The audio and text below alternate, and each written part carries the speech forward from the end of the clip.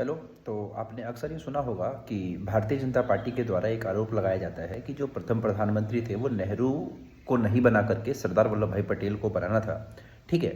और इसके तर्क में ये जवाब दिया जाता है कि प्रथम आम चुनाव 51-52 में हुए, यानी कि 1951-52 में हुए, और उस समय सरदार वल्लभ भाई पटेल नहीं थे, तो उनको कैसे बनाते। ठीक है। लेकिन इसका असली क्वेश्चन ये बोला जाता है, मतलब बेसिकली, कि जब 47 में जब देश आपका आज़ाद हुआ था तो इंटरिम गवर्नमेंट की तरफ से पंडित जवाहरलाल नेहरू को प्रधानमंत्री बनाया गया। ठीक है। तो भाजपा का यही कहना होता है कि 1947 से लेकर के जो आपने पंडित जवाहरलाल नेहरू को प्रधानमंत्री बनाया उस समय, उसी समय सरदार वल्लभ भाई पटेल को प्रधानमंत्री बनाना था। ठीक है।